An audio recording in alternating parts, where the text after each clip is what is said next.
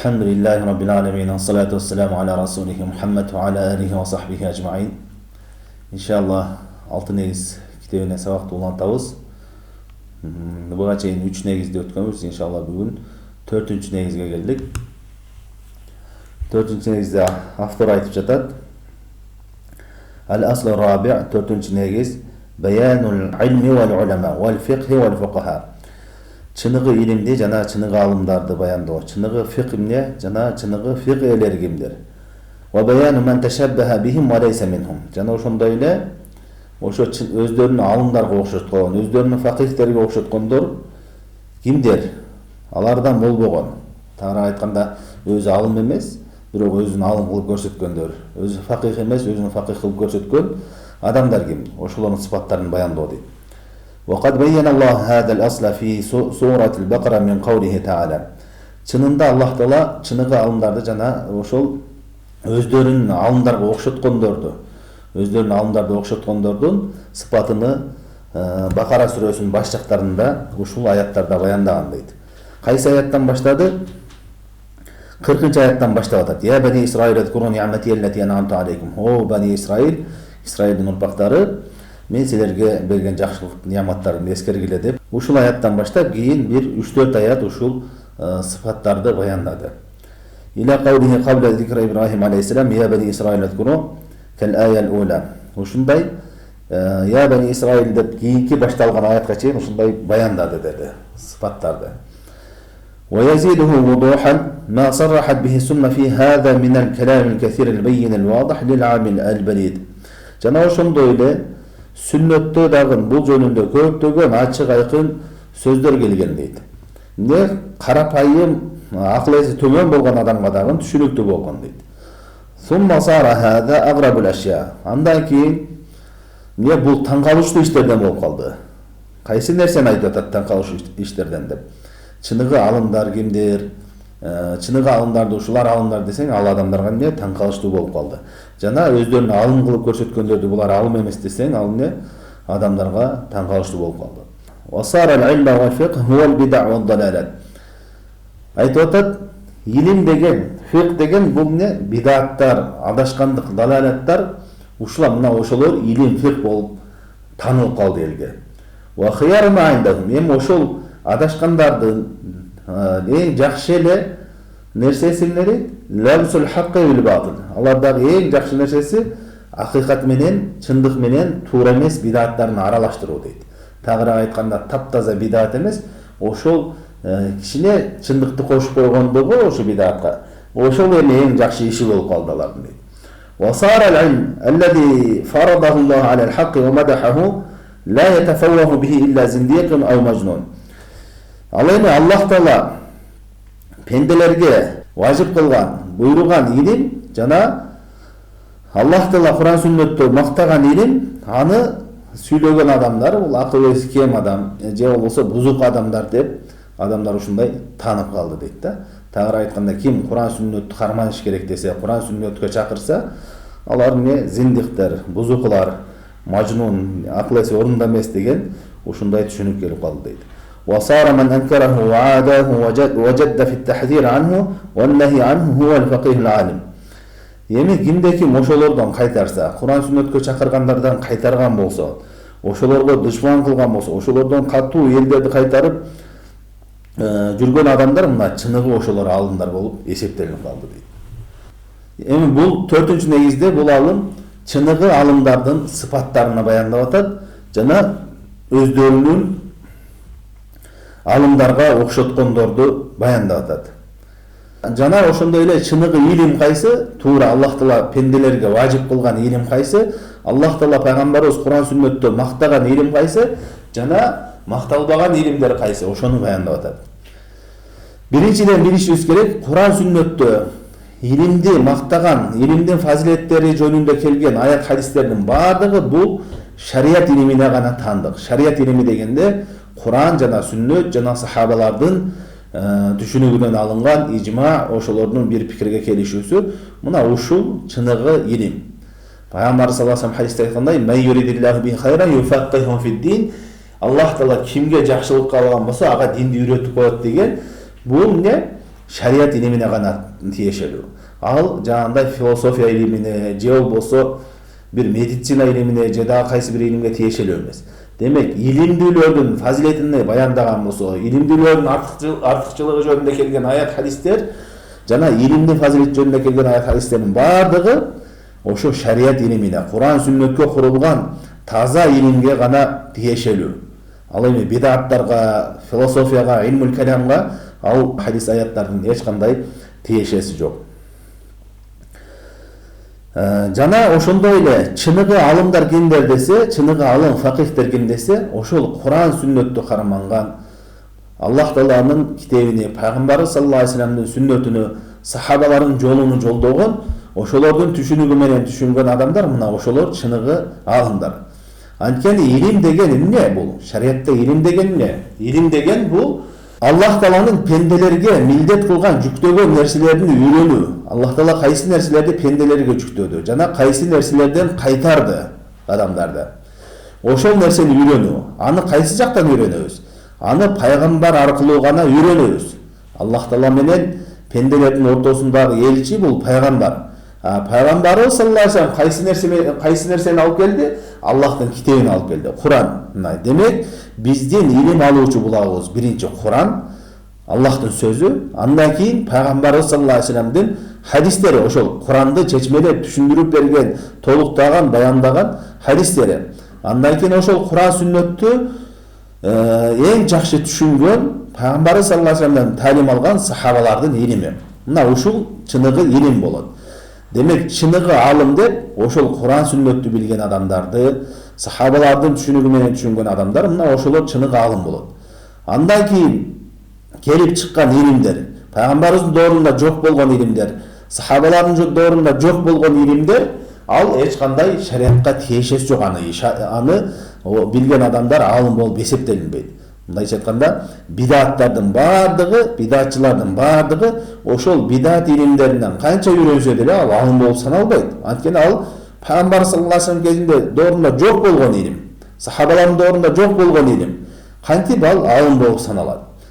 Демек, чыныгы алымдар, чыныгы факихтер, факих деген динди жакшы түшүнгөн, диндин өкүмдөрүн жакшы түшүнгөн адамды айтат. Ошолор мына Куран сүннөттү жакшы түшүнгөн адамдар, Куран сүннөттү билген адамдар, кайдагы бир ойчулдар эмес. Эми адамдар ошо өздөрүнү алымдарга окшоткондордон карайбыз. Кээ бир адамдар бар, элдин алдына чыккан, элдин алдына эмне чыгып даават кылып атат, элди жакшылыкка чакырып, жамандыктан кайтарып атат, элге эмне кылып атат, ошо фатва берип атат. Ошондой адамдардын баарын эле мактай бербейбиз. Ким эле элди чыгып үгүттөп, кызыктырып, динге үгүттөп, мактап аткан болсо, үгүттөп аткан болсо, жана ошондой эле фатва берип аткан болсо, илим таратып аткан болсо, анын баары эле мактоого татыктуу эмес. Ошонун абалын каралат. Ал кайсы нерсеге чакырып атат? Биринчиден, илим менен чакырып атабы, же илимсиз чакырып атабы? Чын эле шарият илимине, Куран сүннөттү үйрөндүбү, же болбосо кичине арабча үйрөнүп алып эле каякта бир окуяларды, кыссаларды, даяр эмелерди алып алып айтып жүрөбү? Ошону каралат. Фатва берген адамдын абалы каралыш керек. Ал илими барбы, жокпу? Эгерде илими жок болсо, жахилдик менен ошентип даават кылып, жахилдик менен фатва берип аткан болсо, бул мактоого татыктуу эмес. Чыныгы Куран сүннөткө чакырып аткан болсо, илимдин негизинде фатва берип аткан болсо, Куран сүннөттүн негизинде фатва берип атса, мына ошол мактоого татыктуу болот.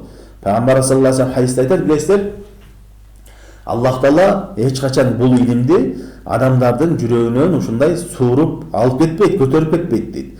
Бирок эмне, илимдин көтөрүлүүсү алымдардын өлүүсү менен болот.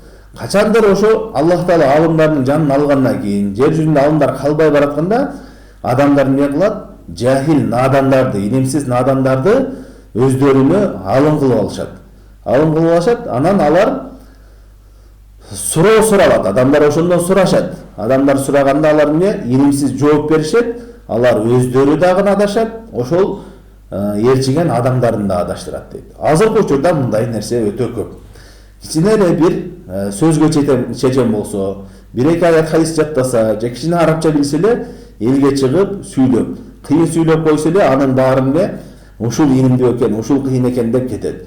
Жок, бул илим деген Куран сүннөттүн негизиндеги аманат нерсе. Ошол Куран сүннөттүн негизинде болуш керек. Аны элге чыгып дин жөнүндө жакшы сүйлөсө эле болду, ушул кыйын экен деп ээрчип кете берген болбойт. Анткени көпчүлүк адамдын нафсысы бар. Мындайча айтканда, адамдар көпчүлүгү нафсын аз кылат. Ал бир тараптан кыйын болушу мүмкүн, туура. Мисалы үчүн өтө сөзгө чечен болушу мүмкүн. Элди сүйлөгөндө ушундай сыйкырлап алып, өзүнө тартып ала тургандай сүйлөшү мүмкүн. Ал кооз көркөм сүйлөйт, элдин арасында белгилүү болот, таанылат. Андан кийин элдин алдында кадыр бактуу болуп калгандан кийин андан адамдар бир дин жөнүндө суроолорду сурай турган болсо, ал билбейм дегенден уялат. Неге? Анткени кадыр бактын жоготуп коюшу мүмкүн. Ошонун негизинде анан кийин билбеген нерселерине дагы өзүнчө жооп берип баштайт. Азыр ошондой фатва бергендер көп. Кече эле бир журналист болуп жүргөндөр элдин арасында таанылып калып, азыр дин жөнүндө фатва берип жүргөндөр толтура. Ошон үчүн биз карашыбыз керек. Ал кайдан илим алды, илим эсиби чындап эле фатва бергенде кандай берип атат, элдин алдына таанылгандын баарын эле алым кылып албаш керек. Дагы кээ бир тайпалар бар. Алар эмне кылат?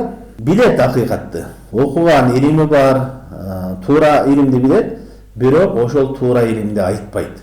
Жашырып жүрө берет, дават кылбайт, суралса айтпайт, жооп бербейт. Бул дагы жакшы эмес. Бул жаман сыпаттардан. Неге? Аллах Таала илим ээлерине ошондой буйрук кылган, ошол адамдарга акыйкатты баяндап жеткиришти. Аллах Таала Куранда айтат: "Инналлазина яктумуна ма анзална минал байинати вал худа мин ба'ди ма байяннаху лин-наси фил китаб улаика ял'анухумуллаху ва ял'анухумул ла'инун." Албетте бул китептен түшүрүлгөн ачык айкын аяттарды жана акыйкат хидаят жолду адамдарга баяндоону жашырган болсо, адамдардан жашырган болсо, биз аларга ачык айкын китепте баяндап бергенден кийин аны элдерге чыгаруудан жашырган болсо, анда ошолорду Аллах Таала каргады. Жана ошондой эле аларга Аллахтын каргышы болсун, жана ошо каргаучулардын баарын каргышы болсун деди. Демек, илимди, акыйкатты көрүп турсаң, билип турсаң, аны бир кызыкчылыктар үчүн, кандайдыр бир максаттар үчүн дүйнө аны жашырып айтпай жүргөн болбойт. Бул деген кээ бир тайпаларда бар, кээ бир жамааттарда бар. Акыйкатты билет, чындыкты билет, бирок ошону бир нафсынын кызыкчылыгын ээрчип, жашырып айтпай жүргөндөр бар. Чындыкты көргөн, окуган, ошону айта турган болсо, элдин алдында кадыр баркы түшүп калат. Эл аны укпай коет, аны ээрчибей коет. Ошентип көп нерсени же болбосо бир дүйнөлүк максаттардан кур калат, ошентип айтпай жүрө берет. Бул деген чоң күнөөлөрдөн.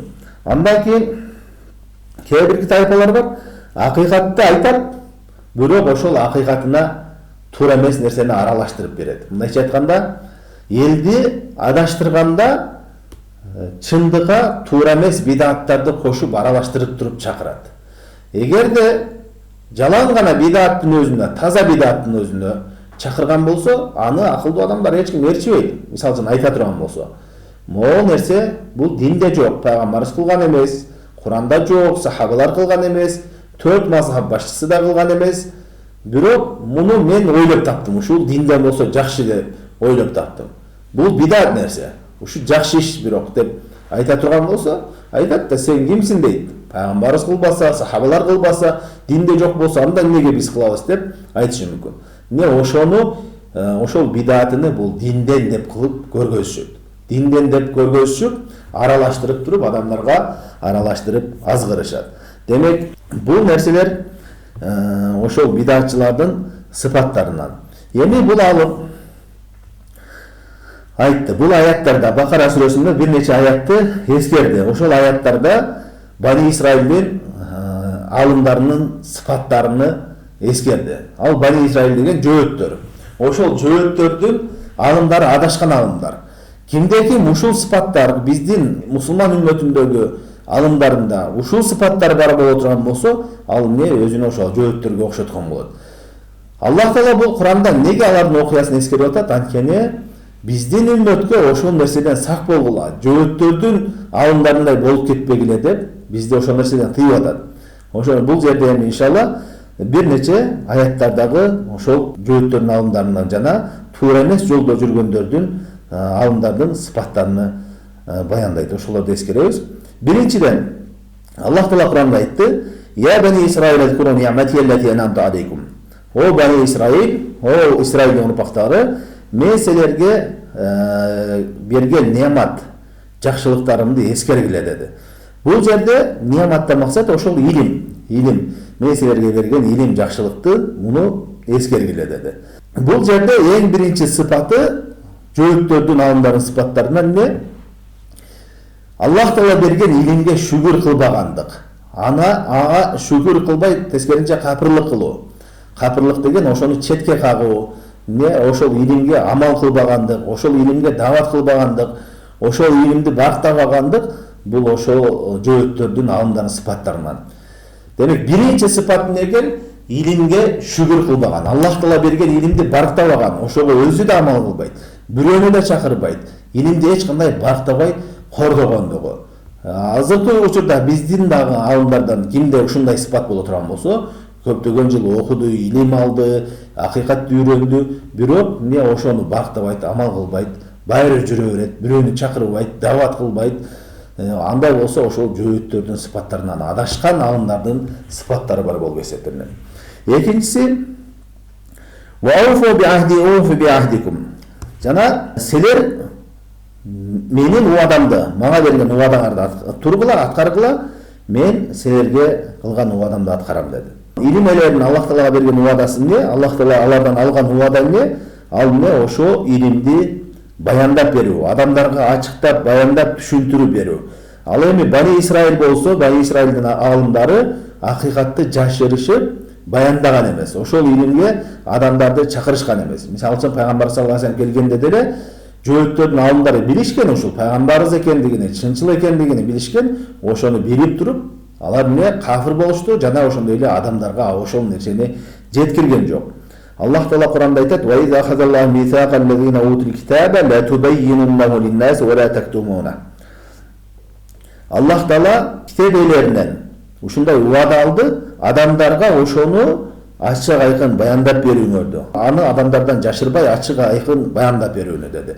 Демек, илим элерине Аллах Таала алган уадасы илим элеринен ал адамдарга ошол илимди баяндап жеткирүү. Көпчүлүк туура эмес адашкан жолдо жүргөндөр, же болбосо ошо жөөттөрдүн алымдары жана ошого окшошкондордун баары акыйкатты билет, илим алат, ошону жеткирбейт. Кайдыгер карап жүрө берет, дават кылбайт, бирөөгө үйрөтпөйт. Бул ошондой адашкан жолдогу алымдардын сыпаттарынан. Үчүнчүсү айтат: "Ва амину бима анзалту мусаддиқан лима ма'акум." Жана мен силерге түшүргөн нерселерди, силердин колуңардагы китепти тастыктап келген, түшүргөн нерсеге ыйман келтиргиле деди. Бул жерде Аллах Таала айтып атат, ошо бани Исраилдин алымдарынын сыпаттарынан диндин, китептин кээ бирине ыйман келтирип, кээ бирине ыйман келтирбеген. Мындайча айтканда, диндин кээ бир жерине амал кылып, кээ бир жерине амал кылбагандык. Бул нерсе кайсы бир биздин үммөттөгү алымдарда ушундай сыпат боло турган болсо, кайсы бир жамаатта боло турган болсо, ошо бани Исраил адашкан кафирлардын жолуну жолдогон болот. Бул бидат ээлеринин баардыгында бар. Негизи Ахлү-Сүннә ва Жамаат жолунда Курандын баардык тармагына, диндин баардык тармагына Куран сүннөттүн негизинде сахабалардын жолунда түшүнүш керек. Бул акыйда маселесинде болсун, жана ошондой эле ибадат маселесинде болсун, кулк мүнөз, адабий акылык маселесинде болсун, соода сатык, мамиле, нике, талакта болсун, баардык тармагында эмне? Диндин баардыгына Куран, хадистин негизинде, сахабалардын жолунун негизинде амал кылыш керек. Ал эми адашкан жамааттар болсо, эмне кылат? Өздөрүнө туура келген жеринде аят хадистерди колдонот далил катары. Ал эми өздөрүнө каршы келген жерлерде аят хадистерди таштап коюшат. Ачык айкын аят хадистерди, сахих болгон хадистерди алып келсең дагы, аны көрбөгөндөй эле, түшүнбөгөндөй эле эмне четке кагып тура берет. Анткени ал өзүнүн жамаатынын жолуна каршы келет. Анткени ал өзүнүн устазынын жолуна каршы келет. Демек, бардык бидатчы адашкан жамааттар Куран хадистен бир тобуну ташташат. Өздөрүнүн жолуна каршы келген.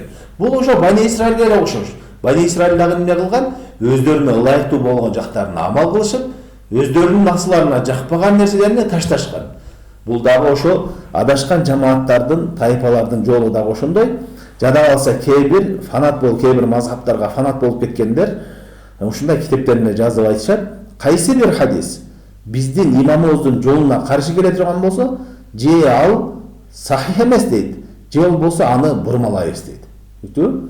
Ошондой эле Ахлү-сунна ва жамаатта акыйда маселесинде Аллах Тааланын ысым сыпаттарына карата кандай? Аллах Тааланын ысым сыпаттарына карата Куран сүннөттө, Куранда жана сахих хадисте Аллах Таала кандай өзүнө сыпаттаган болсо, пайгамбарыбыз аны кандай сыпаттаган болсо, аны эчтекеге окшотпостон, аны бурмалабастан кандай келсе ошондой тастыктап ишенүү. Мисалы үчүн Аллах Таала угуучу десе, Аллах Таала угуучу деп ишенебиз. Аллах Таала көрүүчү десе, көрүүчү деп ишенебиз. Аллах Таала асманда десе, асманда деп ишенебиз. Аны кандай экен деп элестетип окшотпостон Куранда келди, болду, иман келтиребиз, ишенебиз. Кээ бир жамааттар болсо эмне кылат? Кээ бир сыпаттарды тастыкташат. Кээ бир сыпатты Куран сүннөттө келген үчүн, бул сыпаттарды тастыктайбыз дейт. Анан кээ бир сыпаттарды эмне кылат? Аны тастыктабайт. Неге? Бул биздин акылыбызга туура келбей жатат.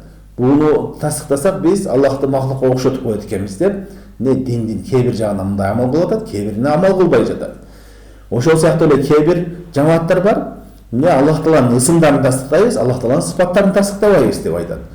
Кээ бир жамааттар бар, Аллах Тааланын Куранда келген ысым сыпаттарын да тастыктабайбыз. Аллах Таала бар деп айтабыз, болду, ысым сыпаттарыны Куранда келген биз түшүнбөйбүз дейт. Демек ошол жамааттардын бардыгы, бидатчы жолдогунун бардыгы динден кээ бир тарабын ташташат. Аллах Таала Куранда эмне кылды? Я айюхаллазина аману дхулу фис-силми каффа. О иман келтиргендер, силер динге толук киргиле деди. Динде бизде коюлган эрежелер бар. Ошо эреженин негизинде бардык тармакта бирдей кетиш керек. Бизде динде эмне? Куран, Курандан кийин сүннөт, андан кийин сахабалардын түшүнүгү, ошол ижма, алардын түшүнүгү, бир пикирге келишкен ижма, ошолордун негизинде, Куран сүннөттүн негизинде ысым сыпатта болсун, таухидте болсун, фикхта болсун, кандай бир адия ахлакта болсун, баарында ошол Куран сүннөттү карашыбыз керек. Эң биринчи айтабыз, бир маселе келип калса, Куранда барбы дейбиз. Куранда жок болсо, пайгамбарыбыз хадисинде барбы дейбиз. Пайгамбарыбыз хадисинде жок болгон болсо эмне? Сахабалардан фатва барбы дейбиз. Алардан жок болсо ижма барбы? Жок болгон болсо, табииндерди карайбыз. Илгерки алымдардын түшүнүктөрүн карап, ошонун негизинде кетиш керек. Анан Ахлү-сунна ва жамаат ошонун негизинде акыйдасын курат, ошонун негизинде ибадатын курат. Ал эми адашкан жамааттар болсо кандай кылат? Адашкан жамааттар биринчи акыйдасын куруп алат. Биринчи бир амалды кылып алышат дагы, анан ага бул туура эмес десең, ошого далил издеп баштайт. Анан далил издегенде ошого кандай гана бир далилге ыктымалы кичинекей бар болсо дагы ошону далил кыла беришет. Жада калса кээ бир жамааттар акыйдасына сахих болгон хадистерди албастан эмне кылган? Насранилердин, христиандердин акындардын, араб акындардын сөздөрүн далил кылышат.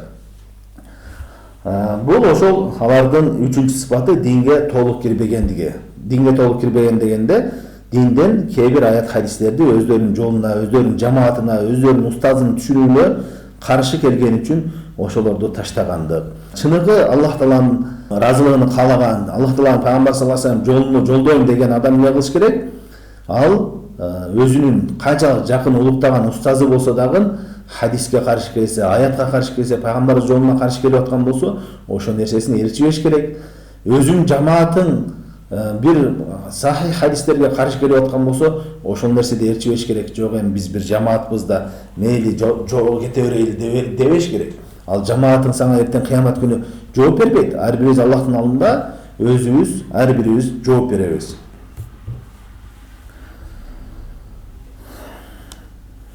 Андан кийинки 4-чы сыпат айтат: "Вала таштару би аяти саманан қалила."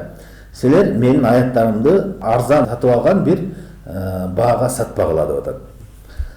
Бул сыпат эмне? Бани Исраилдин алымдарынын сыпаттарынан динди бир дүнүйөлүк максаттар үчүн сатуу. Мындайча айтканда, дүнүйөлүк максаттарга жетиш үчүн динди акыйкатты жашыруу, дүнүйөлүк максаттарга жетиш үчүн эмне?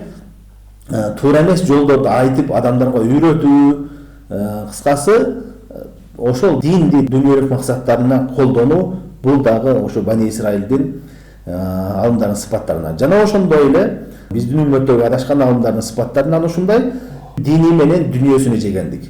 Динди дүйнөгө жетүү үчүн курал катары колдонгон. Бул жеке өзүнүн алым деп тааныткан адамдар да бар ушундай сыпаттар, жана ошондой эле кээ бир жамааттар да бар. Азыркы күндө жамааттар бар. Дин алар үчүн ошо дүйнөлүк саясий максаттарга жетиш үчүн колдонулган курал катары колдонушат. Анткени динди адамдарда жакшылык көп да, адамдардын жалпысы эле көпчүлүгү альхамдулилля мусулмандар. Аллах тааланы улукташат жүрөктөрүндө, пайгамбарыбызды жакшы көрүшөт, жана ошондой эле динди жакшы көрүү сезимдери бар. Ошол сезимдерини козгойт.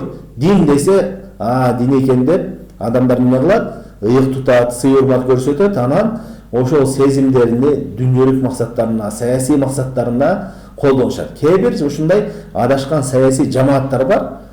Алар саясий партия чынында мындай дүйнөлүк партия алар. Бирок ошолор эмне кылып алган? Биз ушундай партиябыз. Биз бийликке келүүнү каалайбыз, биз элди башкарууну каалайбыз десе, эл айтат да, силер кимсиңер депчи. Башка бирөө чыгып талашы мүмкүн. Жок, антпейт. Ошону дин менен кылып көргөзөт. Өздөрүн диндар кылып көрсөтөт. Биз келсек жакшы болуп кетет, бар жок. Анткени биз мондай дин жүргөн, Кудайдан корккон адамдарбыз деп ушундай кылып көргөзөт. Билишибиз керек, эч качан Ахлү-Сунна вал Жамаат алымдары, чыныгы Аллахтан корккон алымдар дүйнөгө мансапка чуркабайт ал. Динине дүйнөлүк максат үчүн сатпайт андай. Андан кийинки 5-чи сыпат айтат: "Вала талбисул хакка бил батил". Силер акыйкат нерсени жараксыз, туура эмес нерсе менен аралаштырбагыла деди. Бул алым жана айтып өттү эле, алардын эң жакшы эле иши эмне? Чындык менен туура эмес нерсени аралаштыруу деди. Бул Бани Исраилдин сыпаттарынан ошо акыйкат менен туура эмес нерсени аралаштырып адамдардын башын айлантуу. Бул азыркы күндө бардык бидатчы жамааттардын кылган иши ушундай. Ошондой эле ар бир бидат ошондой. Бардык бидат деген эмне? Динге киргизилген, динде жок амал, бирок ошону динден деп киргизген амал. Ошол бидаттын бардыгы акыйкат менен чындыкты аралашуу болуп эсептелинет. Ушул аятка каршы келет. Аллах Таала айтат: "Силер акыйкат менен чындык менен туура эмес нерсени аралаштырбагыла" деп кайтарып атабы. Кимде-ким динде бидат кыла турган болсо, динге жаңылык киргизген болсо, ал эмне? Ошо акыйкат менен туура эмес нерсени аралаштырган болуп эсептелет. Эмне себептен? Анткени жана айтып өткөндөй эле, бул динден эмес, бул жок эле амал, бирок биз динден деп кыла берели десең, адамдар укпайт да аны. Ошону динден деп кылып көргөзөт. Мисалы үчүн айтайлы, Маулид өткөрдү дейли. Пайгамбар саллаллаху алейхи вассалам туулган күнү деп, ошол күндү майрамдап Маулид өткөрдү. Ошол нерсени тактап бере турган болсо, Куранда барбы десең, Куранда жок. Пайгамбар саллаллаху алейхи вассалам хадистеринде барбы? Пайгамбарыбыз өзү ошентип майрамдады десең, жок ал нерсе. Андан кийин пайгамбарыбызды эң жакшы ээрчиген, пайгамбарыбызды эң жакшы көргөн сахабалар Абу Бакр, Умар радиаллаху анху, Усман радиаллаху анху, Али радиаллаху анху, жана ошондой эле бардык сахабалар. Андан кийин табииндер, жана ошондой эле 4 мазхабтын башчылары, имам Абу Ханифа рахимахуллах, жана ошондой эле имам Малик, имам Шафи рахимахуллах, имам Ахмад, ушулар кылды десең, эч кимиси кылган жок. Муну каяктан келип чыкты десең, бул кийин эле 4-кылымда Фатимилер, шиялардын бир түрү ойлоп тапкан. Эми ошол бидатты кылып атканда эмне дейт? Ошол бидатты кылып атканда айтат, бул пайгамбарыбыз саллаллаху алейхи вассаламды эстөө. Мусулман адам пайгамбарыбызды жакшы көрүш керек. Пайгамбарыбызды жакшы көрүп, аны эскерип турушубуз керек. Элди чогултуп ушундай учурларда пайгамбарыбызды эстетип, таанытып турушубуз керек деп, жакшы нерсени айтып туруп, жаман нерсесини киргизет адамдарга. Чынында бул динде жок бидат амал. 4 мазхаб имамдар кылбаса, сахабалар кылбаса, кайдагы бир шиялар ойлоп тапкан жол болуп атса, анан ошону эмне? Бул ушундай деп акыйкатын айта турган болсо, бул негизи эч ким кылган эмес. Биздин жол башчыбыз, биздин мазхабыбыздын башчысы имам Азам да кылган эмес десең, айтат да, анда силер каяктан келип чыктыңар деп айтышы мүмкүн. Ошол нерсени эмне дейт алар? Антип айтпайт.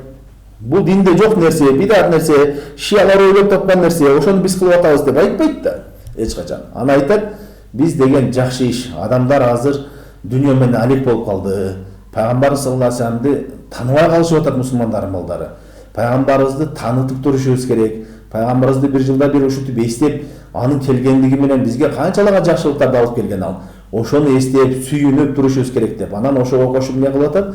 Концерт өткөрүп атат, аял эркекти аралаштырып алып, бүт ызы-чуун баарын кылып атат. Чынды? Ошол нерселердин баардыгы не акыйкат менен, чындык менен туура эмес нерсени аралаштыруу болуп эсептелинет. Ушул бидаттын баардыгы, бул бир эле мисал. Баардык бидаттар ушундай. Чындык менен туура эмес нерсени аралаштырып берет. Бул бидат десе эч ким кабыл кылбайт. Эми эмне себептен бул жерде бул жаман иш болуп эсептелип атат? Анткени бул динди өзгөртүү, динди бурмалоо, Аллах Таала дин кылбаган нерсени дин кылуу, пайгамбарыбыз алып келбеген нерсени ушул сүннөтү деп, пайгамбарыбыздын жолу деп, ошол нерсени адамдарга киргизип динди бурмалоо. Бул өтө коркунучтуу нерсе, динде жок нерсени кылуу. Кимде-ким бир бидат киргизип динге, жаңылык киргизип, ошону динден деп жакшы дей турган болсо, анын сөзүнүн мааниси чынында эмне? Ал пайгамбарыбыз саллаллаху алейхи вассаламдын дини толук эмес экен, кемчиликтүү экен, мына мен ошону толуктап атам деген маани келип чыгат. Же болбосо пайгамбарыбыздын дини толук эле туура, бирок ошону пайгамбарыбыз толук жеткирбей коюптур, могулар калып кетиптир, мен ошону толуктап атам деген маани келип чыгат. Же сахабалар, же төрт мазхабтын башчылары ушуну билбей калышыптыр, ушуну кыла албай калыптыр, мына ошону мен кылып атам деген маани келип чыгат. Бул өтө коркунучтуу нерселер. Ошон үчүн Имам Малик рахмаулла айткан, кимде-ким бир динге жаңылык киргизип, бидат киргизип, ошол нерсени эмне жакшы деп ойлой турган болсо, анда дейт ал пайгамбарыбыз Мухаммад саллаллаху алейхи вассалам динге кыянат кылыптыр, динди жеткирүүгө кыянат кылыптыр, толук жеткирбептир деген маани келип чыгат дейт. Анткени Аллах Таала Куранда айтып атат дейт: "Ал-яума акмалту лакум динакум", бүгүн мен силердин диниңерди толук кылып бердим деп айтты. Анан Имам Малик сөзүндө айтат: ошол пайгамбарыбыздын учурунда дин болуп саналбаган нерсе бүгүнкү күндө эч качан дин болуп саналбайт. Аны канчалык кооздосоң да, канчалык көркөмдөсөң да, канчалык элдин башын айлансаң да, ал эч качан дин болуп саналбайт. Анткени пайгамбарыбыздын учурунда дин толук болду. Аллах Таала пайгамбарыбыз тирүү кезинде аят түшүрүп атат: "Ал-яума акмалту лакум динакум", мен силердин диниңерди толук кылдым дейт. Андан кийин ошол динди толук кылып сахабалар аманатка кыянат кылбастан жеткирди. Андан кийин ошентип алымдар бири-бирине мурас катары кылып жеткирип келатат. Төрт мазхабтын башчылары жеткирди. Анан ошонун баардыгы кылбаган иш качандыр бир шиялар келип ойлоп тапканда келип дин болуп калбайт да ал эч качан. Ошон үчүн бидаттын баардыгы ушундай. Кайсы бир бидат болбосун ушундай. Ошон үчүн пайгамбар саллаллаху алейхи вассалам хадисинде айткан: "Күллү бидаттын далала", бидаттын баардыгы адашкандык деп. Жана ошондой эле Абдуллах ибн Умар деген сахаба айтат: "Күллү бидаттын далала ва ин рахан нас хасанатан".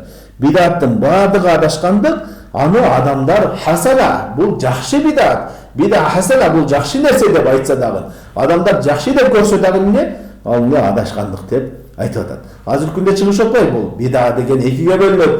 Бида туура, бул бидат дейт. Туура бидат. Бирок бида деген шариатта экиге бөлүнөт. Бида хасана, бида сайя деген бар дейт. Бида хасана деген бул жакшы бидат деген. Ал эми бида сайя деген бул жаман деген бидат. Пайгамбарыбыздын сөзү ошол жаман бидатка тиешелүү. Жакшы бидат кылса боло берет деп айтышат да. Абдуллах ибн Умар эмне деп айтат? "Күллү бидатын далала ва ин рахан нас хасанатан". Бидаттын бардыгы адашкандык, аны адамдар хасана, бул жакшы бидат деп ойлосо дагы, жакшы бидат деп көрсө дагы адашкандык деп айтып атат. Ошондой эле пайгамбар саллаллаху алейхи вассалам "Күллү бидатын далала", бидаттын бардыгы адашкандык деп атат.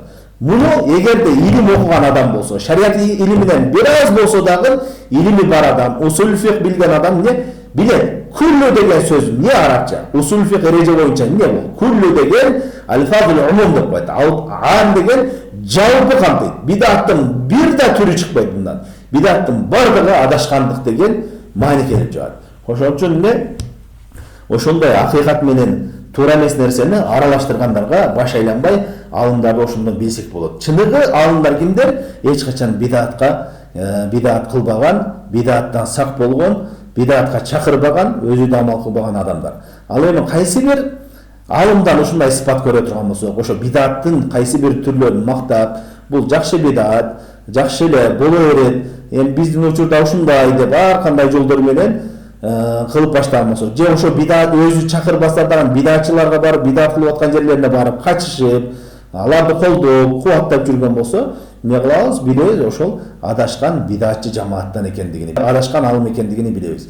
Анткени Бани Исраилдин сыпаттары, алымдардын сыпаттарынан ушундай жөөттөрдүн туура эмес нерсе менен туураны айырмалоо. Мисалы үчүн кээ бирлер айтышы мүмкүн, ал бидаат деп билем, бирок мен ал нерседен кайтарбайм. Бирөө кылып аткан болсо, эми аларга катуу сүйлөбөйм, анча барып кое берем, качышып кое берем деши мүмкүн да. Ошо баргандыгын, качышкандыгын тастыктаганың. А сени адамдар алым деп таанып атат. Адамдар сени алым деп ээрчип атат. Ушул бизге акыйкатты көргөзөт, туура эмес нерсени айтып берет деп сени үлгү катары көрүп атат. Ошол адамдар сени ошо бидаатка барып качышып отурганын көрсөң эмне дейт? Бул демек ушул алымыбыз, жол башчыбыз болуп аткандан кийин, ушуну кылып аткандан кийин бул туура эле экен деп айтат.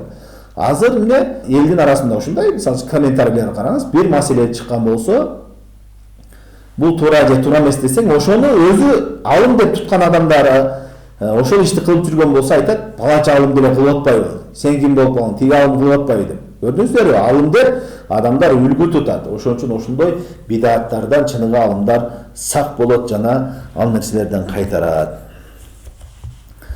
Андан кийинки сыпат эмне? Вататтумул хак. Акыйкатты жашыруу дейт. Акыйкатты жашыруу. Бул адашкан жамааттардын, адашкан алымдардын сыпаттарынан чындыкты жашыруусу, акыйкатты жашыруусу. Бул Бани Исраилдин сыпаттарынан, ошолордун алымдардын сыпаттарынан, жана ошого окшогон биздин үммөттүн алымдарынын сыпаттарынан. Алар көпчүлүгү акыйкатты билет, акыйкатты билишет чындык экенин. Бирок ошол акыйкатты айтса, элдин арасында өрчүн болуп калат. Элдин арасында кадыр-бакка жетише албайт. Элдин арасында таанымал болуп, сый-урматка жете албайт. Ошол акыйкатты таштоодо максат, жашырып коюлган максат эмне? Дүниелік мақсаттар, жана айтып өткөндөй эле. Дүниелік мақсат болгондо сөзсүз түрдө эле бир мансап ордууну максат кылыш эмес, же болбосо бир байлык эмес. Дүниелік мақсаттардын эң жаманы, эң оорусу бул илим ээлерине тиешелүү. Элдин алдындагы кадыр-бак. Ошонча жыл окудум, ушунча илим алдым. Эми мен ушу кадыр-бакка татыктуумун деп элдин алдында кадыр-бакка киргиси келет. Ал кадыр-бакты туура нерсени айтса, акыйкатты айтса, жетишпейт ага. Анткени адамдарга жакпайт. Акыйкатты айткан адам көпчүлүк учурда адамдардын көнүп калган, нафсысы үйрөнүп калган нерселерге каршы сүйлөйт. Урп-адаттын көпчүлүк элге сиңип калган нерселерге каршы сүйлөйт. Ал нерсе менен элге жакпайсың, ал нерсе менен элдин алдында көтөрүлө албайсың. Ошон үчүн ошонун баарын таштайт дагы илгерки бизде союз малынан калган молдолордун жолу бар, түзүп койгон система бар да. Алар белгилүү нерселерди кылып жүргөн, ошол жолдон ата бабабыздан калган дин, салттуу динибиз деп туруп, ошол жолдон чыкпай жүрө бериш керек. Ошолор чакырган нерсеге чакырып жүрө бериш керек. Эми бул жерде айтып кетчү нерсе, ошол союз малдан калган молдолорубуз, алар Алла ыраазы болсун, колунан келишинче дава кылды. Колунан келишинче кыйынчылык учурунда илим алышты, чынбы? Союз учурунда илим алыш кыйын болчу. Алар өзүнө жеткен, колунан келген илимди алды. Ал туурабы, туура эмеспи? Ал башка маселе. Туура илим алдыбы, туура эмес илим алдыбы? Ал башка маселе. Бирок алар кыйынчылык көрсө дагы колунан келгенче аз илим алды. Ал кезде шарият илими бизде жок болуп кеткен эме болгон да. Ошондой учурда илим алып элге таратты. Алар балким Аллахтын алдында үзүрлүү болушу мүмкүн. Ошо туура эмес нерсеге чакырса дагы Аллахтын алдында үзүрлүү болушу мүмкүн. Эмне себептен? Алардын кудурети жеткен ошол болушу мүмкүн да. Ал эми азыркы учурда 10 жылдап, 15 жылдап окудум, тонналаган китептерди окудум. Канчалаган чоң дүйнөлүк алымдарга жолуктум деп атасың. Ошонун баардыгын билип туруп, акыйкатты билдиң, ошолордун туура эмес экендигин, көп нерселерди билдиң. Анан ошонча жыл окуп келип алып туруп дагы жанагы союз малындагы аз гана илим алган илимдин ошо кругуна, ошо чөйрөгө түшүп алып, ошол нерседен чыга албай жүрө берсең, анда эмне пайда бар? 10 жыл эмне себептен окудуң анда? Элге акыйкатты таратпасаң, элге жеткирбесең, туура нерсени жеткирбесең, бул кылып жүргөндөрүбүз туура эмес экен, мондай туура нерсе мындай экен, Куран сүннөттүн негизинде мындай экен деп айта албасаң, анда окугандын кереги жок бизде. Азыркы учурда ошого алып барып атат. Жада калса тескеринче бул өкүнүчтүү нерсе, окуп келгендери, окуп көп жыл окудум дегендери ошол нерсеге чакырып атат. Биз салттуу динибизден, ата бабабыз эмесинен чыкпашыбыз керек, ушул нерсе менен жүрө беришибиз керек деп тескерисинче окуп келип, билим алып, жана туура нерсени айтып, туура эмес нерсени айтып аткандарга каршы чыгып атат. Анткени ал билип атат. Эмне себептен эгерде ошол кругтан чыга турган болсо, ошол чектен чыга турган болсо, ал кадыр-баркка жетишпейт. Бир эле сөз сүйлөп кетчү, ошолорго каршы. Эмне болосун? Сен эч ким болбой каласың. Ошол бул нерсе туура эмес, адашкан ирмелердин жүрөгүндөгү оору. Кадыр-барк калуу, элдин алдында таанымал болуу, элдин алдында сөзү өтүмдүү болуусу, бул эмне? Ошол оору. Бул мансаптан дагы, байлыктан дагы жаман оору. Бул Бани Исраилдин оорусу болгон.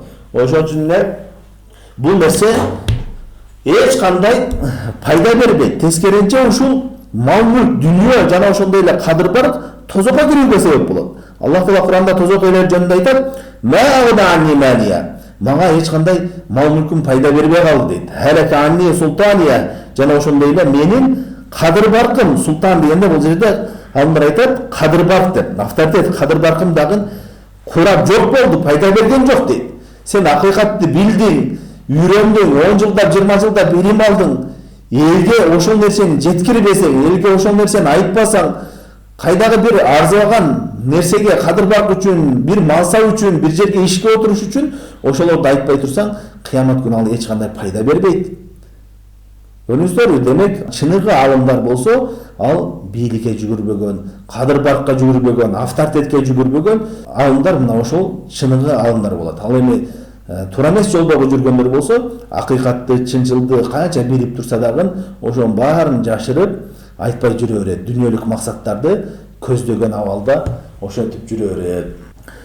Чынында Аллах Таала Куранда айтат: "Тилкаддарул ахирату наж'алуха лиллазина ла юридуна улуwan fil ardi wala fasada wal 'aqibatu lil muttaqin." Акыреттин жашоосу, бейиш бул кимдер үчүн деп атат? Жер жүзүндө кадыр-барк, бийиктикти дагы каалабаган, бузукулукту дагы каалабагандар. Чыныгы акыбет, жакшылык акыбети бул таква адамдар үчүн деди. Бул аятта Аллах Таала акыреттин чыныгы бактылуу жашоосу бул дүйнөдө кадыр-барк, авторитетке жүгүрбөгөн жана ошондой эле бузукулукту да каалабаган адамдар үчүн, таква адамдар үчүн деп атат. Бул аяттын тафсиринде кээ бир алымдар айтат, адамдар үч түрдүү болот дейт. Биринчиси, жер жүзүндө авторитет каалабайт алар. Бийиктик, элге таанылуу, кадыр-барктуу болуусун каалабайт, эл сыйласын деген нерсени. Бирок жерде бузукулук каалайт дейт. Алар кимдер?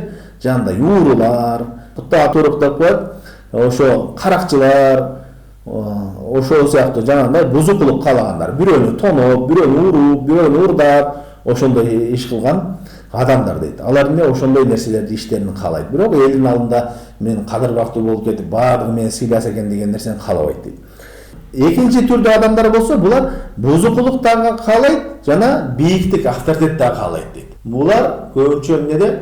Жанагындай кызмат ээлеринде, эл башчыларда, өзүнүн бир мансабы бар адамдарда ошондой болот. Алар элдин алдында кадыр-барк да каалайт, ошол эле учурда бузукулук иштерди дагы каалайт. Мындайча айтканда урдашат, башка кылат деген ар кандай жол менен бузукулук кылышы мүмкүн. Үчүнчү түрү болгон болсо, үчүнчү түрү булар жер жүзүндө авторитет, кадыр-барк, бийиктик каалайт, бирок бузукулук каалабайт. Мындайча айтканда арам иштер, күнөө иштер болуусун каалабайт, бирок элдин алдында кадыр-баркка жетсем, авторитетке жетсем, ушулар өз илим ээлеринде көп болот дейт. Түшүндүңбү?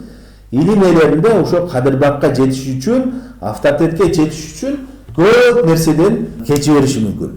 Түшүндүңбү? Кээ биркилер дүйнөгө жетиш үчүн баардык нерсесинен кечиши мүмкүн. Бир мансапка жетиш үчүн, бирок илим ээлеринде ошо элдин алдында кадыр-барктуу болсун экен деп. Бул Бани Исраилдин алымдарынын сыпаттарынан жана биздин үммөттөгү адашкан туура эмес жолдогу алымдардын сыпаттарынан ошондой элдин алдында таанымал болуш үчүн, элдин алдында кадыр-баркка жетиш үчүн баардык нерседен кечип коюшу мүмкүн. Андан кийинки 7-нчи сыпат айтат: "Уакимус сала", силер намазды тургузгула деди. Алымдар айтышат, бул жерде жөөттөрдүн сыпаттарынан, жөөттөрдүн алымдардын сыпаттарынан алар илим менен амал бирге кетпейт.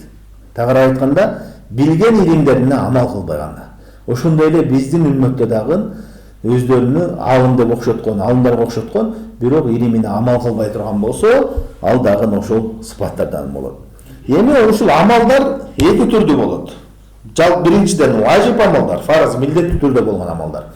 Кайсы бир адам алым болду, өзүнө илимге таандык кылган адам важип болгон, фарз болгон амалдарды кылбай турган болсо, ал эмне? Бузуку болот ал. Бузуку болот. Чоң күнөөкөр болот, фасык болот.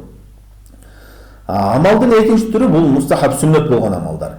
Бул дагы алымдар эң биринчи тиешелүү. Мындайча айтканда, аны кылбай койсо күнөөкөр болбойт, бирок эмне? Алым адам, илим талап кылуучу карапайым адамга караганда ушул сүннөт амалдарга, мустахаб амалдарга көбүрөөк амал кылыш керек. Демек, бул жерде адашкан, өздөрүн алымдарга окшоткон адамдардын сыпаттарынан алар илимдерге амал кылбайт. Көпчүлүк учурда, азыркы учурда интернетке чыгып, элге фатва берип, жана ошондой эле элге бир окуяларды, хикаяларды, жаңылыктарды айтып жүргөндөрдү карасаң, амал жагынан жок, өзүнүн ошо үйүндө жашоосунда дини тарбиясы жок. Бала чакасынан дагы, үй бүлөсүнөн дагы, өзүнөн дагы эч кандай бир амалдын мөмөсүнө көрүнбөйт. Андан кийинки 8-инчиси айтат: "Атамурунан наса бил бирри ва тансауна анфусакум". 8-инчиси бул адамдарды жакшылыкка чакырасыңар дагы өзүңөрдү унутуп каласыңар дейт.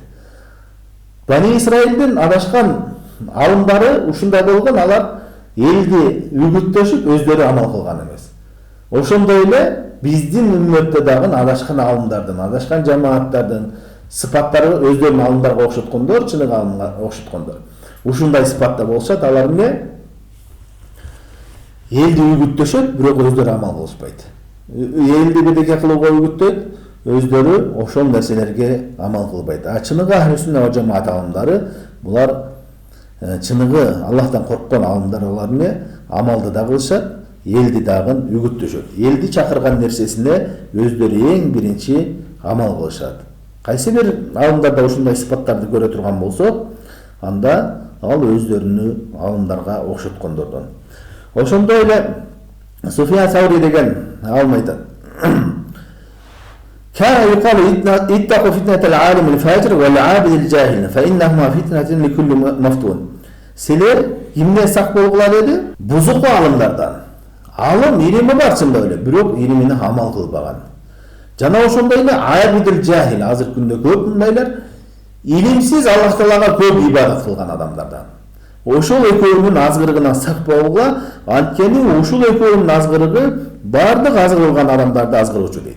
Биринчисинде алып, бирок Аллахтан коркпогон алым. Амал кылбайт ал илимине. Адамдарды чакырат, өзү амал кылбайт. Бул адам Аллахтан коркпогондон кийин, өзү амал кылбагандан кийин адамдарды ар кандай максатына колдонуп азгырышы мүмкүн. Анткени ал коркунуч жок. Экинчиси болсо, илимсиз амал кылып, илимсиз дава кылгандар. Аны сыпатыны карасаң өтө таква көрүнөт. Мечитке каттайт, ибадаттарын кылат, ушундай динге күйүтүп күчтүү элди дават кылат. Бирок эмне? Анын кемчилиги эмнеде? Илими жок. Ошондой көргөндөн кийин адамдар бир адамды жакшылык каалаган көрүп атат, ибадатын көрүп атат, жакшы жүргөн көрүп атат. Бул жакшы адам деп туруп, адамдар ошондон сурап башташат. Өздөрүнө кеңеш сурап башташат. Ал адамдын мээси көкмө болушу мүмкүн. Мындайча айтканда, көкмө дегенде эчтегеден жок болушу мүмкүн да. Шарият илиминен жок, башка нерседен жок.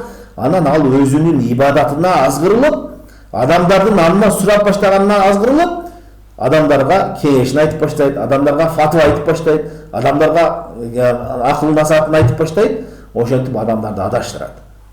Карапайым эл болгон болсо, эмне? Ал сырткы келбетине карайт да, жүрүш турушуна карайт. Анын илимдүү эмес экендигин билбейт. Ошон үчүн эмне? Ошондойлорго азгырыла бербестен, чыныгы илимдүүлөрдөн фатва сурасаң, диниңди сурасаң, диниңди үйрөнсөң, мына чыныгы Куран сүннөткө чакырган алымдардан, өзүнүн илимине амал кылган таква алымдардан алыш керек.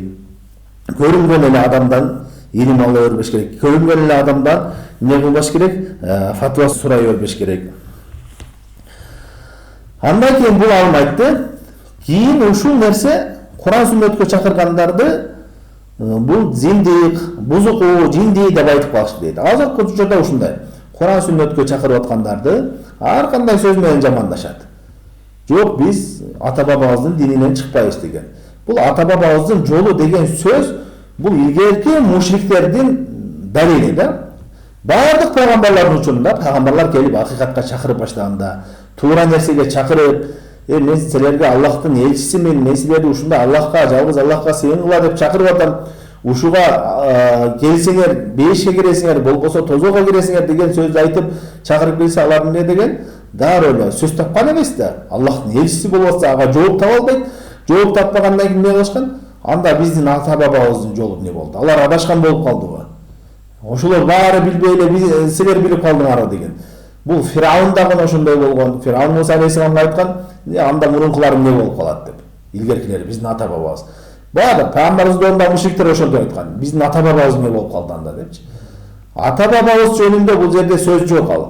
Ата бабабыз эгерде билбей бир туура эмес кылышкан болсо, Аллах Тааланын алдында үзүрлүү болушу мүмкүн. Билип кылган болсо, ар бир биздин атабыз болобу, башкасы болобу, баардыгы жооп берет Аллахтын алдында. Аны ахиретте өлгөн адамдардын эсеп кысабы Аллахтын алдында.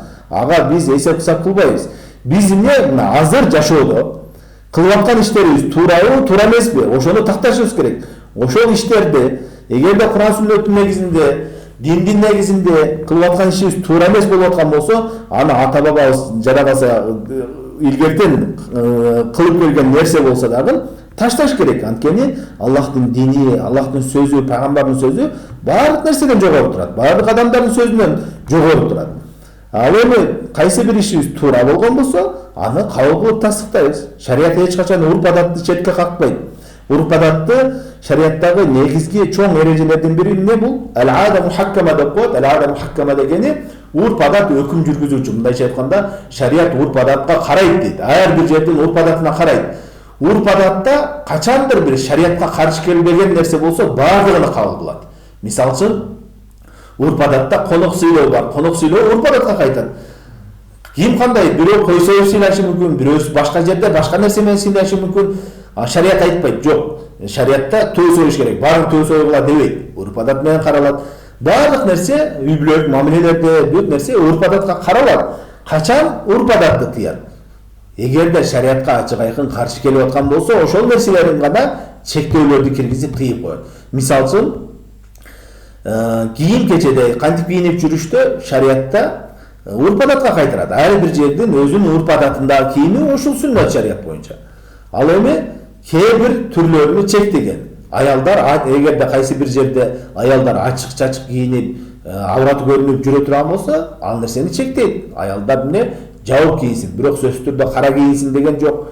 Арабтардай болуп кийин деген жок. Эң негизгиси эркектерди азгырбай тургандай болуп, авратыңды жабып жүрүүң ушул талап кылынган.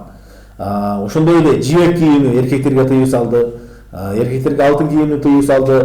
Демек, бул шарият урп-адаттагы кээ бир нерселерди гана чектейт, баардыгын эле тыйбайт. Бул жерде айтып атат, ошо азыр Кур'ан сүннөткө чакырып келсең, сен эмне бизди түп тамырыбыз менен өзгөртүп саласың. Биздин жолубузга каршы чыгып атасың. Бул акыл эс ордунда эмес. Булар ушундай Кур'ан сүннөттү түшүнбөй туруп эле сүйлөй берет. Кур'ан сүннөттү азыр биз түшүнбөйбүз. Алардын муштахиттери гана түшүнөт деген сөздөрдү айтышып жамандашат. Чыныгы дин, чыныгы илим, чыныгы алымдар, мына чыныгы алымдар кимдер? Кур'ан сүннөткө чакыргандар. Чыныгы илим эмне? Ушул Кур'ан сүннөттөн алынган илим. Шарият илими жана башында айтып өткөндөй эле биздин шарият илимибиздин негизги булагы бул Аллахтын китеби жана Пайгамбар саллаллаху алейхи вассаламдын сахих сүннөт хадистери. Биздин шарият илиминин булагы башка китептер эмес, тиги философтордун китептери эмес, ошондой эле биздин кыргыздын жазуучуларынын китептери эмес. Туура ал кыргыздын жазуучуларынын китептерин четке какпайбыз. Алар өзүнүн пайдалуу жактары бардыр. Андан тил жагынан пайда алышы мүмкүн. Кандай жазуучу бир тарых же бирдекени жазган болсо пайда аласың. Ошондой эле башка улуттар өздөрүнүн жазуучулары жазган болсо, ошол китептеринен пайда алат. Бирок динибизди ал китептерден албайбыз. Динибиз Кур'ан сүннөттөн Аллахтын китеби болгон. Бул Аллахтын китеби, арабтардын китеби эмес. Аллахтын китеби же кайсы бир улуттун китеби эмес. Пайгамбар саллаллаху алейхи вассалам хадистерди дагы бул бир улутка тиешеси жок. Бул Кур'ан сүннөт жалпы үммөткө, кыяматка чейин келген баардык адамзатка түшкөн китеп. Болгон араб тилинде. Мусулмандардын дининин негизги булагы ушул Кур'ан сүннөт жана үчүнчү нерсе бар, ошол Кур'ан сүннөттү пайгамбарыбыздын сахабалар кандай түшүнгөн болсо ошондой түшүнүү. Аллах Таала баарыбызды ошо Кур'ан сүннөткө баштаган болсун. Аллах Таала баарыбызды Кур'ан сүннөттүн негизинде өлүп, Кур'ан сүннөттүн негизинде тирилүүнү насип кылган болсун. Аллах Таала бизди ушул адашкан жамааттардын жолдорунан, адашкан аалымдарды ээрчүүдөн баарыбызды сактаган болсун жана ошондой эле бизге пайдалуу илим берген болсун жана бизге үйрөткөн нерсеге амал кылууну насип кылган болсун. Саллаллаху алейхи ва саллям ала хайр халқи Мухаммад ва аля алейхи ва сахбихи ажмаин.